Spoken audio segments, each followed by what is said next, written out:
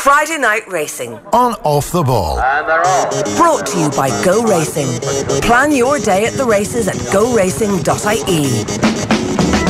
And you're very welcome along to Friday Night Racing. As ever, if you're joining us on our live afternoon streams, then you're welcome on YouTube, on Facebook and on Twitter or Periscope.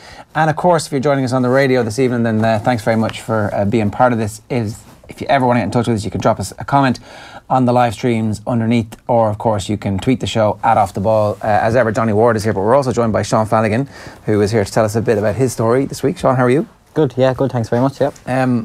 You're injured at the moment? Yeah, unfortunately, yeah. It hasn't been too bad of a road so far, but it's just, originally I thought it would have been 5 or 6 weeks, and it's 5 weeks now, and it's probably going to push on 7 or 8 maybe, but we're working on getting back as quick as we can. What happened?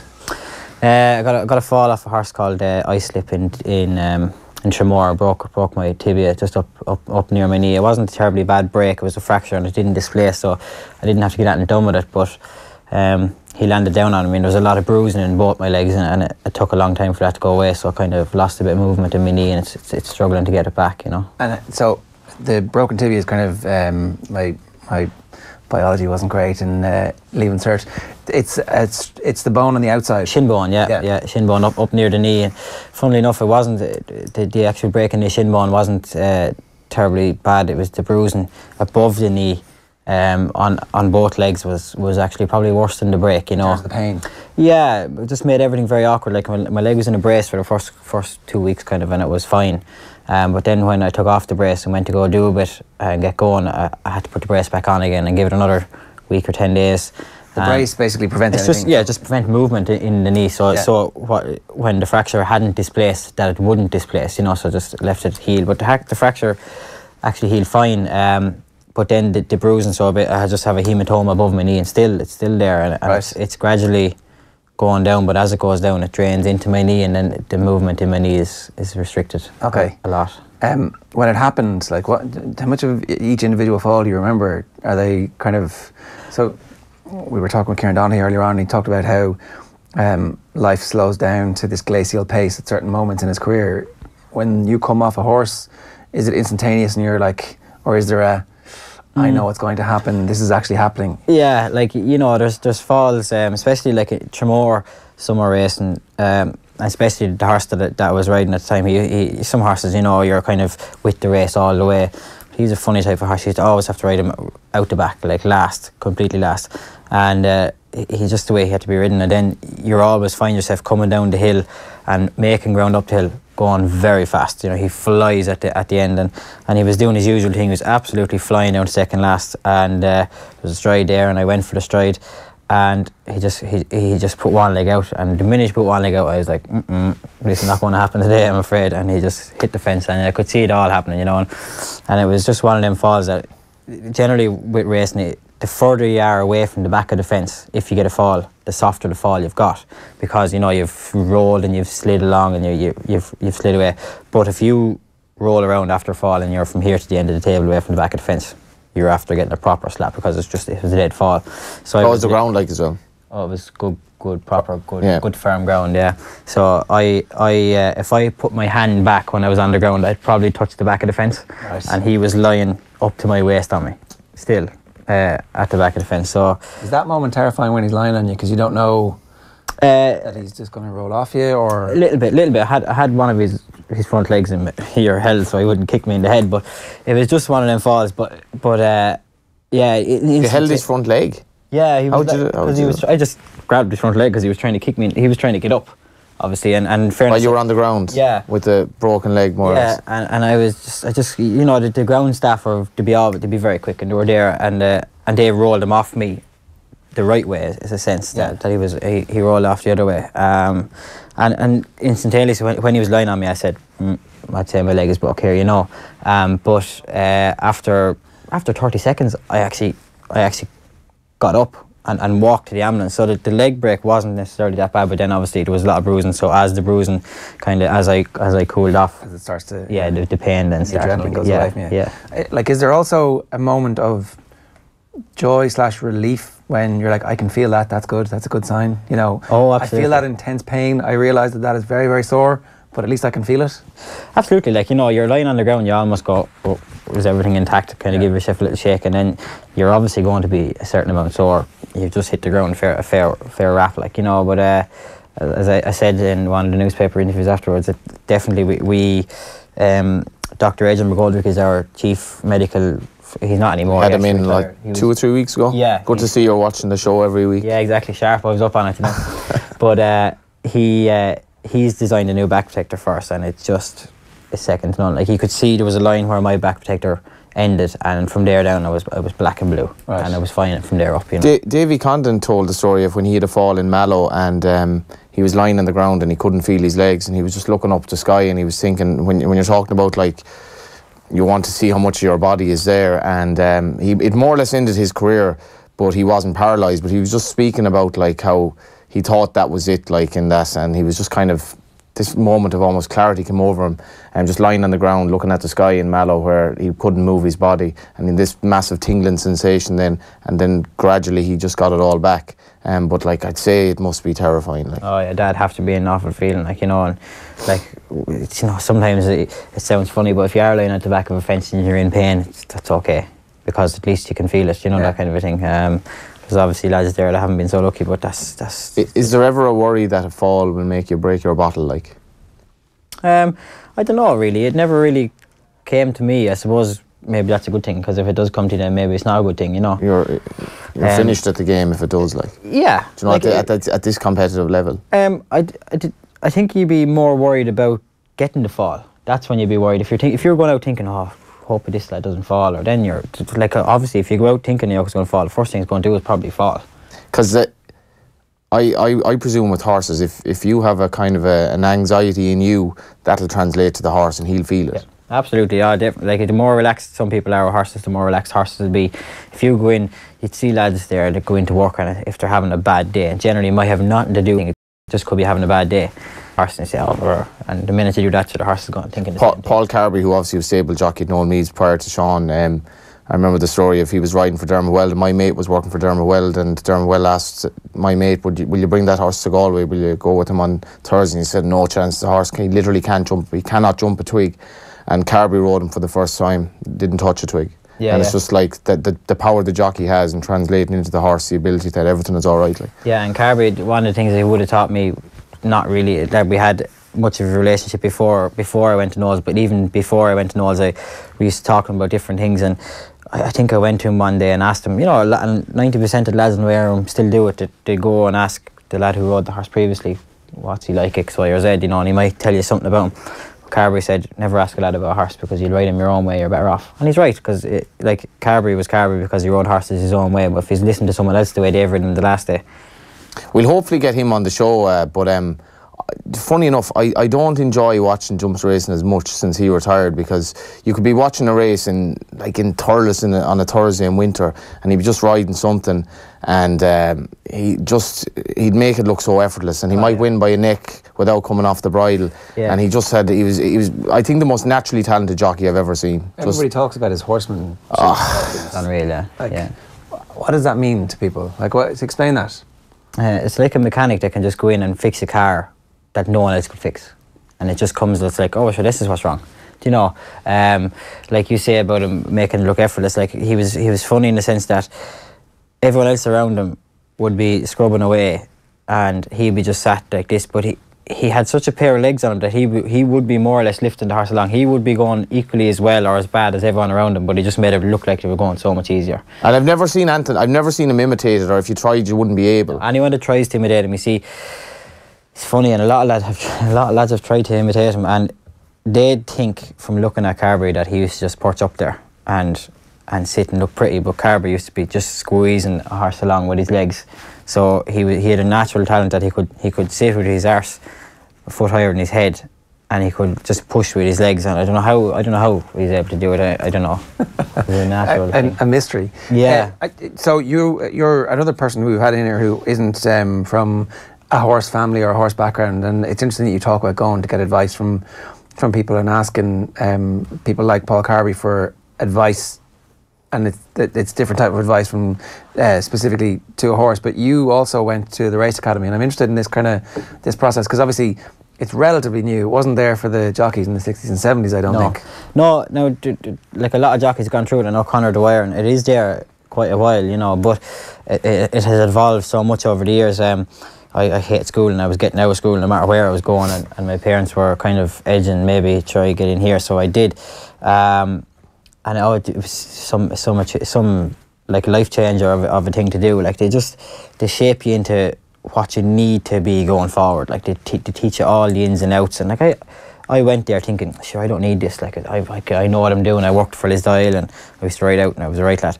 And I went there, and after a month there, I realised I hadn't a clue like what was going on. You know, until I finished it. They done you were based in race for, I don't know, it's broke up into 3 terms. So whatever the first term, you're based in race morning and evening. You do your morning in the yard there. They have horses, all ex-retired race horses, and you think that they're going to be handy rides and they're old pets. They used to cart every day of the week going around the gallops. They used to love the game. But anyway, they probably were happy to take the piss a bit out of the new lad as well. Taking the piss out of the you new know, lad, who's this new lad now? Yeah, he looks easy pickings. Let's like, go, you know. yeah.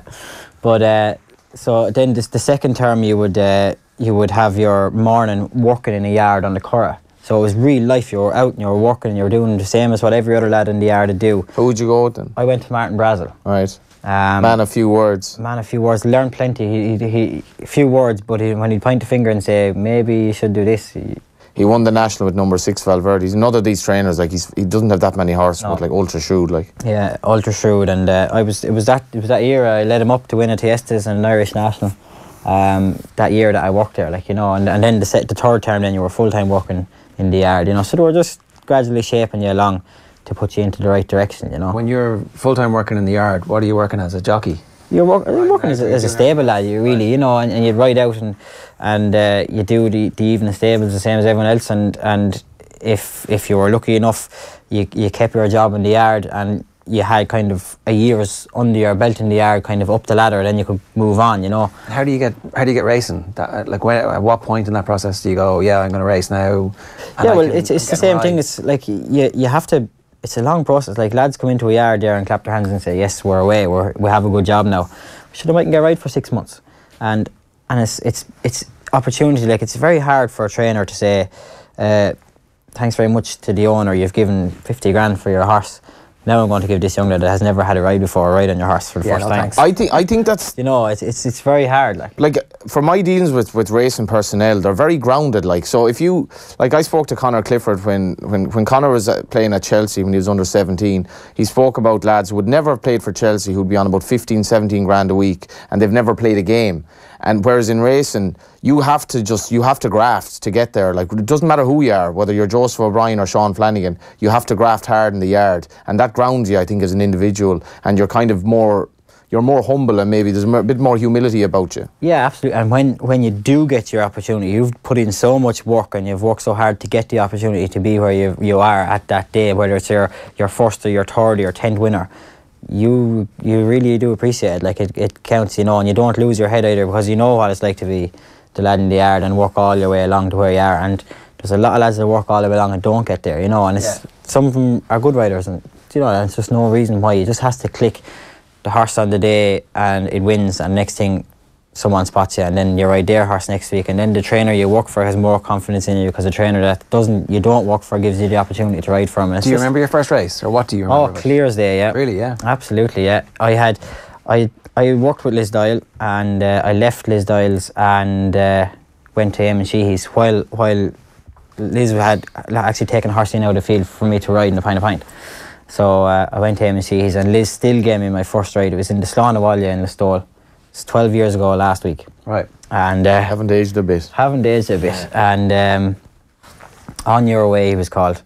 And like necessarily wasn't fancied too much, but yeah, should look at hoping for a good run. But sure, he ran. It was raining like hell, and it was heavy ground, and he wanted nice ground, and he just away like scalded cat. I had a pair of gloves on me, and it was just like this slipped through my reins the whole way, and I finished 5th on him. But like I gave wasn't the most promising start. I gave him a terrible ride there. Absolutely. 5th out of probably 4. No, there was probably 10 or 12 in it. Right, it's not too bad, no, right? it was grand. It was grand, but he just ran clean away at me. So I threw the gloves in the bin that day. Haven't worn them since. Really? Yeah, yeah. Actually, yeah. What's the thought process there? Because you often look at lads on a right rotten day, and some have, some haven't. Yeah.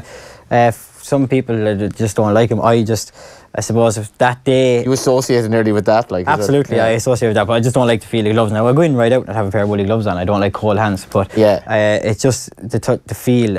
I'd feel like I'd drop my stick or I'd drop something, so I'd just rather have my hands on. And then there's other people that wouldn't dream of going out without a pair of gloves on them, you know. So you're still an amateur at this stage when you're riding? Yeah, I'm still an amateur. You actually win races as an amateur. That whole decision to go pro, that obviously you've decided you're in the yard.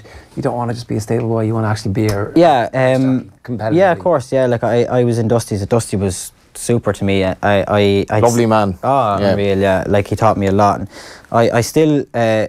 Liz had taken a horse in out of the field for me to ride. He was an older horse, he was a maiden. And I had my first couple of point rides on him for Liz, even though I had worked for Dusty. So I rode my first winner on him in Tinahely, a 6-year-old and up maiden. And then Tinahely point to point. Tinahely point to point, yeah, that was my first point to point winner. And I probably had 15, maybe 20 rides as an amateur on bumpers, and I'd say I got 10 falls. Oh my God, I could not win a bumper, and I only ended up wearing one bumper winner as an amateur. And everything could go wrong, horses getting injured. 10 falls? Clipping heels on bends, you name it, it happened to me in bumpers, yeah. How did you get to where you are at all? Could not, I just eventually... Just because you were a nice lad? I just talked my way over. But yeah, so then I started riding over hurdles and fences. My first winner on the track was a handicap chase in Down Royal, a horse called Kiva's Boy. Who trained that? Dusty, yeah. Dusty. He was my first winner on the track ever. So kind of all spiraled from there. Dusty was kind of half onto me to turn conditional, and I was like, no, I want to get another year of pointing into me. And so that wasn't a lack of confidence, that was just like you needed a plan and you wanted to skill up and you wanted to... Yeah, I just pointing for lads is just, at that time, maybe not so much now, but at that time, pointing for young lads was deadly. Like, you know, you get so much experience, and it was kind of a level playing field. If you had a couple of half nice horses to ride, you could ride winners. Right. Whereas now it's just the very same as riding the track. There's so much money involved in it, and the training level has came up so much. It's very hard to break into it. Whereas then it was just like you could turn up and get a few rides. Do you regret that in a sense? Or I know a lot of people, the point-to-point aficionados, kind of half regret that it's gotten a lot better, but at a cost. I think it's affecting the rank of riders coming through. In a good or a bad way? In a bad way. In that you're not riding enough kind of winners, basically. The young lads, not even that they're not riding enough winners, but the young lads now turning up maybe as conditionals or even amateurs on the track haven't got the experience that they would have got 7 or 8 years ago in Point of Pints, because at that time, if you worked in the yard, there could be 20 horses there, and you get the opportunity to ride one of them because it was only a 3 or 4 grand store or whatever, and there's not that much pressure on. Whereas now, everything is 30, 40 grand stores, and it's the very same as being riding on the track. And it's not like, it's such a shop window now that, like, so if a nice horse wins a point to point, you could get 300 or 400 grand for it. So it's like, this matters a lot. It's not like the point to point is traditionally the farmer's hunt or whatever, and you had a field turned into a race course for the day. 2,000 locals would turn up. What points do you need to win to be able to sell them for 300 or 400 grand? A 4-year-old maiden. Like your first one, Jigginstown have like the quality horses they run in these. I've only been to a couple of point to points, but like there's a lot to be said for it. In me cod riding, like 2 of the best riders going full stop. But like the proper point to points, there's more chat about them really than there is the maiden hurdle the following day. Like, well, you see, and it is a very, very valid point that you could be in a field in Tinahely or wherever it may be, or in Ballinaboula or Monk's Grange is a very good spot for it, it's where Sam Crow and he's point to point. But you could be there witnessing horses could win a Gold Cup in 3 or 4 or 5 years' time, winning it around the field, you know. Yeah. Now, it is overshadowed a little bit. You said you get your 300 or 400 grand. Not every 4-year-old point to point winner gets it, you know, and not every 4-year-old point to point winner gets sold. You have the lads, the farmers, Goff, Bo, all them lads rocking up, and they are putting their neck on the line. But I remember my cousin had a horse called Hunter's Call, and he won a maiden hurdle in Naas for a small trainer, and he was the trainer's first winner at the track, and he couldn't get a price for him. He just couldn't sell him. And I think like they weren't looking for mad money, but winning a maiden hurdle at Naas didn't seem to make as much difference as winning a 4-year-old point to point. Now he might have been 5 at the time, but it really staggered me. Like Naas, a proper track, he beat good horses, they couldn't sell him. Yeah, it's amazing. But then you see the other side of that is too, the likes of the lads that the 4-year-old pint men, they have the clientele. Like they can ring up an owner and say, well, look, I know you're looking for this and we have X, Y, and they have yardsticks at home and they know exactly what they're selling and they build up a trust with the lads, you know. A track record. Yeah, and a track record. Like the likes the same as if Willie had a horse that won a 4-year-old bumper, he could ask what he wants for it for one of his owners in the yard if he owned it himself, because he has the trust built up with them, and the owners know that he's not going to tell him it's not worth buying, basically. I'd strongly recommend going to points because if the betting exchanges have made the betting ring as well a little bit, like, it's not the same place, no doubt. There's no betting exchange for point to point, so it's the old ring and it's real grassroots, like, and it's really, you go around in wellies. If you buy the soup, they're great crack. If you buy like the soup or the tea or the coffee, the €2 might go to the local ladies GA club, stuff like that, and there's a great vibe to it. There really is. It just feels like something special, and it's also, there's a lot of riding on it.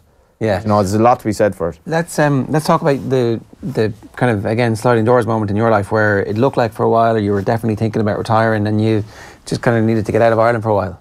Yeah, I sure it all went belly up anyway, and I actually did. I went to England first. That was my first port of call. I went to England. It's just everyone's. I've nearly forgotten that, actually. You nearly forget you were in England. Yeah, I gave 8 months in England, and I actually loved the whole way the thing was worked and everything like that in England. But where were you living? I was living near Bridgend. I was living in a house that Evan Williams. I went over to Evan Williams, and it was one of his houses. I lived there. Lovely place. Wales, isn't it? Wales, yeah. And everything was fine. Working in the yard, fine. Back to square one. I was a yard man again and worked away. Loved it, but not if I said how Mass could get a ride or ride a winner. Right. So I left Evan Williams and went freelance for about 3 months, I'd say. I lived with Tom O'Brien and just couldn't fathom it. Couldn't fathom it. So I came back. It was after Christmas. I came back to Leopardstown to ride a horse of Liz's. I'd won a maiden hurdle on him, and a good friend of mine owned him, so I kept the ride on him. And came back to ride him, and he got injured down the back on the flat. And I said, here we go again, like, you know. So I just got off him and walked back across the track, and I threw all my gear in my bag and didn't ride for about 6 or 8 weeks. So I just gave up. I was finished. Were you low?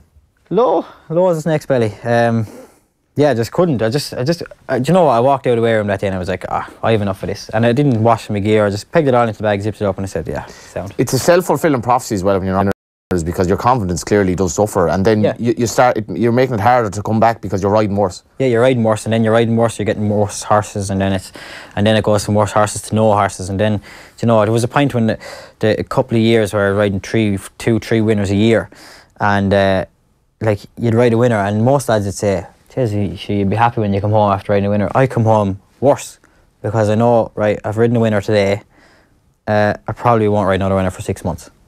Do you know? That's how it gets in your mind that much, like that it all, it just gets in on your mind. And so you couldn't even celebrate the good times? No, a good time is great when you pass the line, happy days, and then you get back in and say, he mightn't win again. Yeah. And then wonder where, because the main killer for any jockey, I think, is where they go to their place or places of work if you're a freelance jockey. And they'll all do it, especially this time of the year. You'll walk in and you'll say, yeah, he'll win, or he won't win, or whatever you have. You know, you'll have a kind of a persona in your head. But if you're looking into every yard and you're like, no good. He's going to struggle. And then you're thinking, where's my next winner coming? Yeah. And it's a slippery slope then, because generally, you can't influence it. Like, no, you can't run, you can do. Yeah, no. You can't carry him. Yeah. And like one, if you have 10 horses, one is definitely going to win no matter how bad they are. But then when you get into the time of year, how long is it going to take that one to win? And of course you do, yeah, sure, who else are you going to blame? Well, the fact that horses are no good, you can't carry them. So so we've been talking a good bit about this over the last while, that like the lifestyle of a jockey is unhealthy because you struggle to make weight, you have to make sure that you're fit, you get injured, the risk is massively high, the high is very high, the lows are very low. Like it definitely seems like it's something that the industry needs to kind of, and it's clearly getting better at dealing with, but to talk about, like... Yeah, I think so, but sure, you can only deal with things so much. It's kind of it's just the way it is, like, you know.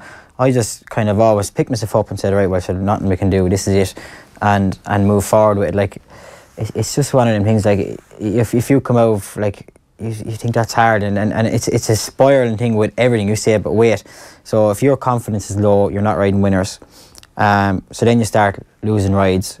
Then you're riding less, your weight gets higher. Yeah. Because you're not doing as much going. And then so that's also a knock on a thing, as well as, you know. What were you going to do, like? If you anything at all. Yeah. I kind of, I was tip around at home, and I was doing a few bits with the father's builders. Just kind of got myself just away. And it was Andrew Doyle. I think he's gone. Isn't he gone assistant to Neil Mulholland now? I think, Andrew Doyle, yeah. So he was at home training a few horses with his brother that time, and he just rang me and begged me. He said he was stuck for someone to ride work. So that's how I just kind of got back there, and I just kind of got slowly back riding a few bits of work here and a few bits of work there. And then I got a phone call off actually Ross Gerty and a guy called Dave Niven. He used to work in Dusty's, but I think he drives the lorry for Jim Bulger now.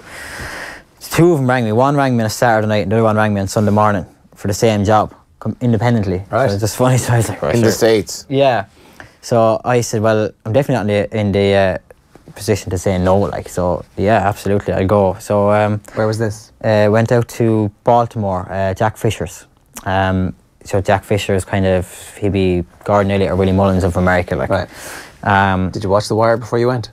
I watched The Wire. I should have, but I did truly enjoy it. The Wire or the time over there? The Wire. Yeah. Yeah. I never watched The Wire. Everyone says gotta watch The Wire. Get with the program. Yeah, they should have had a series on horse. You know, every series was about something different. Wasn't it? Should have had one on. Yeah, exactly. Yeah. Jumps racing over there. Jumps racing over there is very, very different. It comes back to the point scene here. Ruby was over and he said, and I can't understand it. It's summer racing here should be like it. It's brilliant to have, like, if you go to America, you have the bear track here and your jumps, and there's no way to bypass or any of that. Like, and you have jeeps all the way around. People having their picnics. Like, it is jammed. There'd be thousands of thousands. Like, racing could be at 1 o'clock and there will be a queue down the road at 9 o'clock in the morning trying to get in. It's just different. Is it a rural thing or is this like? Yeah. Well, you have the likes of Saratoga and Belmont Park. But there's only racing like Saratoga. I think 1 or 2 races a week for 6 weeks. Yeah. You know. And Belmont is only one. Jack won it last night. There's only 1 or 2 Jack races. Kennedy, the big winner in Belmont last night. Right, a rare jumps race at the track. Yeah. So. But they call them hunt meetings. So that's what they are like. And they're just out in the middle of nowhere in the countryside, and maiden hurdle is worth 45 grand. And so when you get off the plane in Baltimore, are you like, okay, I'm literally ignoring the person I was until this point. I am a newly reborn, fully confident Sean Flanagan who's going to go here and slay all before me? No, I never really thought about it like that. It was just like, sure, I'm in America now, so let's give it a go. That's it, like, you know. And it's funny because I landed in and I knew nothing about American racing. I didn't Google it. I said, let's go. We're away. So I landed into the yard the next morning to ride out and meet Willie Dowling. He's from Castlecomer, like, and he's just there. He was the stable jockey. I didn't even know, and so he was the first lad I met. And we rode out that day and down to the Whiteway, the local pub, and there was Willie Dowling, Cormac Farrell. He's a trainer at Ridden Winners, for I didn't know he was even out there. Richie Rowan and Cormac Farrell is out there. No, he was. He was out there at the time. And there was 5 lads at the bar, 2 lads from Cork, me, a lad from Kilkenny, and someone else. So like, it's the very same as being at home. You were true to the spirit of being a jockey, anyway. Yes, exactly. Yes, but it just went from there. Like, I rode. I think I was there for 3 months and came back. I went back out for another 3 months and I rode 15 winners or something. So that must have been a transformative experience, though. Like, absolutely, just came home a different man. Yeah, came home a different man. Riding horses that just take you where you want to go again, you know. And it just all spiraled from there. Then before I left, I'd got good friends with Jimmy Kelly, which is Harry Kelly's brother. He's a trainer down in Tipperary, and they had they trained a lot of bump winners that year, and they were just transitioning to go hurdling. So when I came back, I was faced with I think it was 6-4 favourite to be champion jockey in America that year, and I never went back, and I just stayed, and it just kind of all. Was there any bitterness or disappointment from your American connections that you weren't loyal to them, or did you feel that, like, or? Not really. No, I've gone out since and ridden from. Yeah. So I flew out to Atlanta a couple times and ridden. Didn't burn any bridges. No. I've made a lot of friends out there, and yeah, like the door is always open for me to go back, and they love people going over, even just to ride for the weekend. At the time I went out to Atlanta, flew out Saturday morning and back Sunday evening. Yeah. You know, no problem, and it's an interesting place. Like the people that own horses out there, they're very, very wealthy people, and they love the sport of horse racing. Like they love it. You know, they're different. They're different gravy. It's different. Like the flat out there is so big. The jumps racing it's probably nearly like point to point compared to the track here. Like absolutely, and there's not as many horses. Like they have jump racing, and it's kind of every weekend, and it's all down the East Coast. Like so, like a Grade 1, there could be 10 Grade 1s a year, and like the same horse would run in every Grade 1. Like, Right. you know, someone will have a chance every year, kind of a thing. Do you know? Yeah. Then they're starting now lately to buy in a lot of Irish horses and English horses and that. And this could change as well, yeah. Because I was talking to a lad the other night that was thinking of buying a horse from the Doncaster Sales, and I said, "What are you thinking of buying him for?" He goes, "Oh, you want to run him in that race in America." So there's this because this, let's be honest, the standard isn't great. Like compared to our Grade 1s, you can go over there with a run of the mill horse within reason and win a Grade 1 and win like a couple of $100,000. Yeah, like it's different. Like, you know, you have a lot of their horses Hatching a plan there, Johnny. flatbred horses too. Yeah. Hey, but you could get the horse that your mum was on was about $20,000. Like, and I remember when Tony Mullins told the story of going over riding Grebel for a Wexford man actually. Paddy Keogh. Paddy Keogh. Rode for his father, Paddy, the late Paddy Mullins, and Tony rode Grebel, and she won what was the richest race in America at the time, and they obviously wanted to celebrate. But the county they were in, you couldn't get liquor on a Sunday. So a certain W. Mullins, or shall we say Willie M., was sent to the neighbouring county to bring back the hooch, and they had a big party that night, and Paddy Mullins, who was a man of even fewer words than whoever I was on about earlier, he sang the Rose of Mooncoin. But that was way ahead of its time. And they just had a great time. But I think it'll become a bigger thing that you look at a horse that could go to America like the horses last night, because these aren't stars. Now, Clarkham's a good horse, he didn't win, but you can go over there and get nice prize money if you've the right type of horse. It'll be nice ground, like proper nice ground. Oh, it'll be like the road, Get you to ride as well with your local experience. Yeah, but that's it. Like, sure, Danny Mullins went out last year and won the Grand National out there. Like, he won on a horse that I wouldn't have made and hurdle on over there, a horse called Mr. Hot Stuff. But you say the calibre racing is over. Mr. Hot Stuff was favourite for Kentucky Derby at one stage. Really? Yeah. So, you know, so that's sometimes the level of it. Obviously, when you're favourite for Kentucky Derby, he's probably 10 or 12. He's, you know, but still. But when you came back from America, there's no guarantee, like, okay, like American racing means nothing to us, like, so it's not as if your stock had risen in the eyes of trainers over here or whatever. No, absolutely not. But I did come back and probably ride a lot better than I was before I left. Why? Confidence. That's it. Just completely. Yeah. You know, you weren't there long enough to learn new tricks or anything. No. You hadn't changed your style. You hadn't got lessons. But I was just riding horses that'd take me places again. And then when I got back, the door had opened in Harry's that I could ride his, and his were good enough to win again. You know, and then I got back riding for Liz and started riding a couple of rounds from Liz, and then it just went from there. I came back. I think I rode 6 winners the year before I left, and I rode 14 the year I came back and 30 the year after. Right. 30? Yeah. And you've 20 already this season before the injury. Yeah. You know, and I rode 60 last year. So... But getting the Noel Meade job was... I don't think anyone saw that coming, because, like, obviously Paul Carey was retired, and I think Ger Fox was kind of riding there, and, like... He's not from anywhere near Noel Meade in terms of location, so I never saw that coming, and I thought it was like, this was such a big job, and I just had to admire the fact that you went in there grafted, and all of a sudden you were the stable jockey, like. Yeah, well, there was a couple of factors, I suppose. So Jimmy was a very good friend of mine, and Jimmy Kelly, and he was kind of like, you know, always trying to point, and he'd be always like, if you'd done something silly in a race, like, you wouldn't be back in the room and you'd have a missed call, like, you know, and you get a chawn, and it's always good. But he kind of said, look, you need to go somewhere and kind of get riding a better type of horse. He said, just even to ride out, like, you know.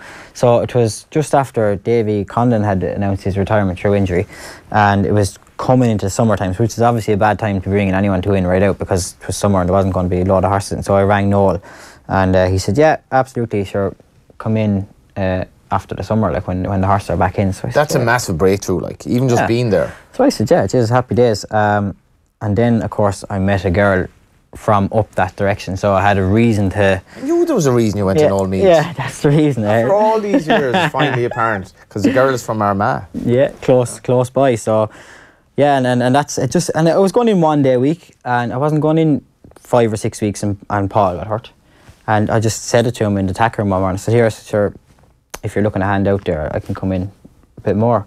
And the first ride I had for him was Texas Jack in that listed chase in Gowran's on 2 or 3 weeks time. That was the first ride I had for him. A lovely horse. Oh, yeah. One. No, it's tall enough. Yeah. He was gone by sell by at that stage, but to me, like, it was to ride for Noel Mead, a horse that was a former Grade 1 winner in a graded chaser. It was. And so it's just a level of trust then builds up over a period of time. And it just went from there. There was never, I've as I said to a couple of people, I've never asked him for a ride, and he's never. We just kind of. And Paul was humming, and like Paul was hoping to get back, and everyone was kind of saying privately, like, he probably should call it a day, because he'd had, I think it was in was it one of the Kerry tracks, I think he got a bad fall, like, and he was broken up so badly. I think he was around 41 or 2. I think if you're riding in your 40s over jumps, you're probably too old. Listowel, yeah. Yeah, it was Listowel. Broke his femur, yeah. I think it was a Tony Martin train horse, fell at the second or something like that. No, it was Noel's. It was one of Noel's. Sorry, yeah. He was owned by Presenting Percy's man. Oh yeah, Albert Reynolds' son, Philip. Philip, yeah, he was a horse I think that might have come off the flat, maybe. He did, yeah. He won a maiden hurdle, but he was funny because I rode him in a chase afterwards, and he fell again. I think he was a Dan Silly horse. He was very keen. Yeah, I think. But in any event, so it was kind of like Paul was still there, and you thought he'd come back, but it was kind of like maybe he won't. Well, like he was in my eyes, he was coming back all along, as far as I knew, and as far as I think as far as Noel knew, and then. I think he just they wouldn't let him back. I think he had the pain. He has a lot of pain in his legs since, even still, and they wouldn't let him back. But then, like, I read it in the. It was actually, I'd started riding plenty. I'd ridden a good few winners. Bonnie Kate was probably the breakthrough. I won a couple of good chases. I won a listed chase on her, and she was the one that kind of brought it forward. That I was riding all Patricia Hunt's farm, and but still there was never the conversation was never had, and I was happy enough, and it popped up on my timeline the other day. It was 2 years ago yesterday, I think, or the day before, that it was announced that I got the job. But I was in Knowles riding out and ridden, work and done whatever I'd done, and and I was living in Wexford at the time, so I was moseying on down the road, and Dave Jennings rings me up, and he was talking about the weather and talking about racing and talking about this. David Jennings talking about the weather? Yeah, anything, yeah. And then he just said, so a quick quote there on your new job. And I was, what new job? And then he kind of, maybe I got it wrong. Maybe he did. I said, I haven't heard anything about it. So he just texted me then a few minutes later, congratulations, new job, front of the Racing Post tomorrow, and that was it. Got the scoop ahead of me. Yeah. That's how it was announced. Mad. Yeah. If somebody else in a third party goes. David Jennings absolutely loves Noel Mead. Like, he's his favourite yard by a long way, so it's no wonder he got that. Yeah. Can I just ask, what's the point of a stable jockey generally? Like, why do the big trainers feel like they need somebody to be the go-to person? It's obviously a very special relationship, and we've seen it. It's obviously very successful, but what's the point of it?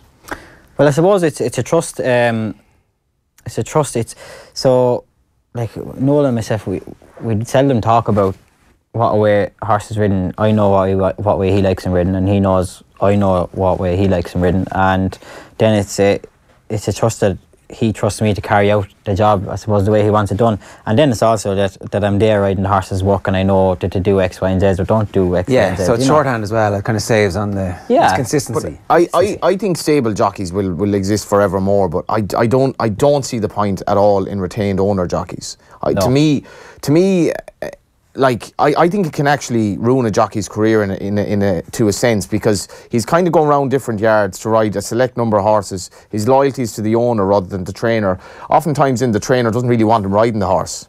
So, but he's kind of beholden to the owner. Yeah. And I don't know if I think it's like nearly an ego thing with some owners, that they need, like, he's my jockey. But like, so it wasn't an ego thing with Jigginstown now, but we'll say they've kind of gotten out of it at this stage. They just look like they've come to the point where Sean will ride Noel Mead's horses. Rachel Blackmore could be riding for, if it's Henry de Bromhead, and whoever else in for, say, Joseph O'Brien. But it's like, I don't see the point in it. Yeah, no, it's a hard one to call. I know what you're saying, but now, to be fair, the owner retained rider is almost gone as well. Like, there isn't really any, Even JP's situation now probably has changed, but it's definitely lucrative for the rider. Yeah. I don't see the point in it. Whereas a stable jockey, there's a trust there. You're a duo, and you're also riding the horse sort of at home the whole time. Yeah, exactly. Yeah, exactly. We'll have a look at some of the weekend's racing. Obviously, Friday Night Racing is brought to you by GoRacing.ie. But this week, with thanks to the Tote.com, we have another €100 charity bet. Total winnings from our Tote bets going directly to the Irish Injured Jockeys thus far have been €515. Obviously, did we back each way last week? I don't know how. That was Silver Code in the nightcap. Yeah. I don't know how he was beaten for Joe Murphy, who's what's that? That's a little smile about there. He. In fairness, now this was a competitive handicap, and he was second in the race last year. It looked like, and unfortunately was second in the race again, but he took it up.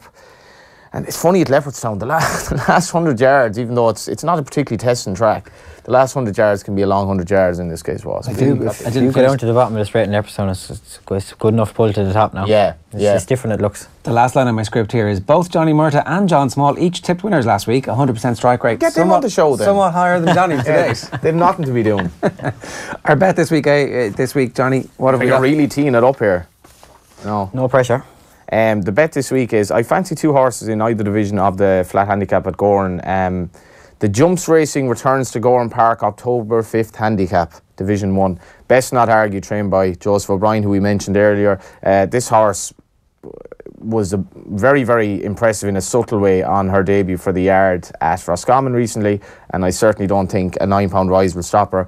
And she literally just has to get into the lorry, and she's in Gowran in no time, relatively close to the track, and it should be fairly straightforward. In the other division, I like Cosmic Symbol, but Best Not Argue should definitely take all the beating. Okay, so Cosmic Symbol is earlier at Gowran? That's in the second division of the same race at 4:20, trained by George Webb, who hasn't had a winner, I think, since October of last year, but he had very few runners. And this, like you're talking about Sean, in the days of having a winner every 6 months, this would mean a lot to George Webb, I'd imagine, to have a winner here tomorrow, and Cosmic Symbol should be able to oblige. Check out the Tote.com or the Tote's social media to see what dividend they pay if any of those bets come in, and our thanks to the Tote.com as usual. Let's talk about some of the big races this weekend. The William Hill Ayr Gold Cup is at Ayr on Saturday. This is the big race of the weekend? It is, and it was funny actually. I was at Leopardstown and the Curragh last Sunday. Curragh actually is coming along really well, and I was kind of thinking this is going to be a proper racetrack when it's done. But we're watching the Group 1 sprint, as we alluded to last week. It was a very, very weak Group 1. But as they crossed the line, Son of Rest had literally crossed the line, and he flashed home in second. And Kevin Blake, the journalist, came up to me and he said he's entering the Ayr Gold Cup next Saturday. Right. And he's basically going to be very well handicapped on that particular bit of form. In theory, if he reproduces his run on Sunday, he will quite simply win the race tomorrow, even a competitive handicap. And he said, I'm pretty sure he's going for the race. So, journalistic duties were kind of just pushed to one side, and three of us were like, see what we can get on. And he was 40-1. So there were three of us we didn't get a lot on, but we got enough to win a holiday in somewhere nice anyway, if he wins. But he's now into 11-2, but he's a huge chance. He really has, and it'd be a great win for Fozzie Stack. I think he's 10 or 11 pounds well in. Coming out 6 days later wouldn't bother me at all. He's a very straightforward horse, and he's drawn high, which I'm not really sure how the draw is going to work out here, but he's a huge chance under Chris Hayes. Are you into flat racing? Do you watch flat racing, or do you take a break away? Not really. I'd watched like the Curragh and that in the weekend. I watched all that now. I watched that horse, and a horse with graded form in a handicap. There's no comparison. Yeah, and he's not overburdened weight wise either. Like, would your girlfriend take an interest in it now? Would she have an interest for you? No, she'd watch it, and she wouldn't have any. Flat in a 100 handicap is not tough. They are telling you a lie. Yeah, for sure. I like the honesty. Two races in Newbury we want to talk about. The 255, which is a Group 2, the Dubai Duty Free Mill Reef Stakes over 6 furlongs, and then the 330 is a slightly bigger field, and that is the Dubai International Airport World Trophy Stakes. Yeah, this is actually Aidan O'Brien is going to hit the end of the season running, I think, because he went through a blip, which I don't really remember the yard being out of form, so to speak, ever, but they were slightly out of form this year, and his horses, I think, are going to finish the season strongly because they probably weren't hard trained during that sort of period, so they're probably just a little bit maybe fresher, and they're probably able to maintain their form. The Irish Rover is by No Nay Never, which therein lies the rub, obviously. So Sue Magner, she's she's gotten like as many lyrics as she can out of No Nay Never to fit into the names of horses. So they're probably running out at this stage, but the Irish Rovers won them. He's a great chance in the 255. Ryan Moore rode him at Doncaster. He looked all over the winner, came there, and he kind of floundered in the last 4 rounds. I think they'll hold on to him. And Sioux Nation, who's a fine big horse in the 330 for Aidan as well. It's not a particularly strong sprint this, and he has a decent chance. He actually was just behind Son of Rest. So when you're looking at more form boosts, like he's running 20 minutes before Son of Rest is there. So if Sioux Nation wins, you can go in harder again. Sean, I did want to ask you about being a pilot. At one stage, was one of your plans to stay within the industry, but like fly jockeys from course to course? Was that a bit of a madcap idea? Was it a real thing? Yeah, I was. Is that your retirement plan now? Kind of half. I don't know really. I always had an interest in, like, even when I was a kid, it used to be model airplanes and all, but I never ever got the opportunity to go about it, you know. And then when I started back riding winners, I said, I'm going to have a go and have, you know. So I started in Waterford, and then shortly after starting Waterford, I realised that a friend of mine owns a plane in Newcastle and Wicklow. It's only a small little two-seater. His son was trained now to fly in it, and it's just progressively got going from there. Yeah, like. So now you're a pilot. Well, so I have all the hours done.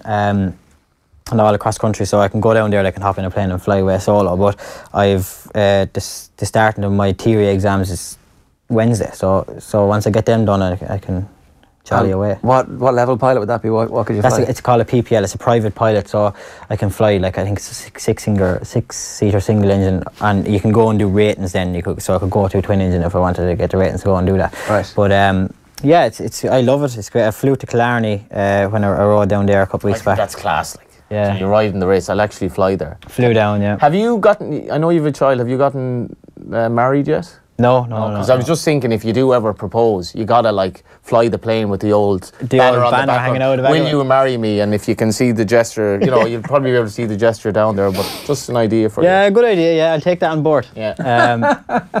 But yeah, so I flew to Clark, flew to Sligo as well, racing as well. It's How long would it take, like half an hour or something? No, Sligo took me 50 minutes from Wicklow. 50? Yeah. That was in a 4-seater. Happy days. Who came with me that day was Roger and Luke Dempsey came down with me. But I came back with me. But yeah, no, it's deadly, and it's something that I think I will go into in the future. It's got to be an off-the-ball feature. Oh, yeah. You know, go with Sean in the plane, follow his rides. Is the attraction the adrenaline? Because it seems to me you have enough adrenaline in your life at the moment with these like giant beasts rolling over you. It is a bit like, I suppose a little bit like the training. Anyone that is kind of into anything like that, I strongly recommend you to train. It's you know, like you have to do like safety things, obviously, you know, and they train you how to land if the engine fails. So like you're out there and they say, right, they pull the engine and say land out there in that field, like, you know. I can just imagine like the off the ball lads get in and there's a little bit of nerves going on. It's like, no, it's grand actually, just if the engine fails. I know what to do. We were trained for that. Yeah, I know what to do. Actually, you're grand. You know, you're ready, lads, like. No. And then you have your first solo, like, so it is what it is, like they train you to a point, like, and then they say, right, best of luck, off you go, and that's it, like, you're away, and once you leave the ground, like, bar you know what to do, like, it is what it is, a tiny piece of balsa wood held up in the air miraculously by a tiny engine. Yeah. I can't let you go though without mentioning this. What's your favourite movie, Ger? Chinatown. Mine is The Big Lebowski, right? And there's a 20th anniversary screening tomorrow night, which is entirely incidental to the plot, because the aforementioned David Jennings asked this man what his favourite movie was, and your answer was? I can't remember now. What did I say? The Titanic. Oh, the Titanic, yeah. But that's a brilliant film, like, it has to be, like. So we've somehow gotten from an aeroplane to a ship sinking, and a discussion about jockeys. Yeah, well, you want to keep a broad mind. Keeps it sane. When are you back, Sean? I was down with John Butler yesterday. He's our physio, so I've gone down to him a couple of times. He's based in Galway, so I try to get down to him as much as I can, and I meet him at the races whenever he's at the races. And I kind of said to him yesterday, 2 weeks, and he was a bit. So jockeys always want to be back quicker than the doctor. So I have to go see our surgeon Paddy Kenny on Tuesday, and hopefully he might put a bit more clarity on it. Like, the actual break itself is healed, like, fine, but it's the movement, the restriction of the knees where the problem is going to be. But every time I go to see John and I kind of have work to do at home and all that, I can feel it, like, I've gone from like a big struggle to climb the stairs to be able to do a little jog up the stairs now, so I'm getting there. Yeah, well listen, best of luck with the recovery. Thanks very much. Thank you very much. Cheers, thank you. Johnny, hopefully we picked a few winners this week. We'll see you again on next Friday. Until then, take care. Friday Night Racing. On Off the Ball. And they're off. Brought to you by Go Racing. Plan your day at the races at goracing.ie.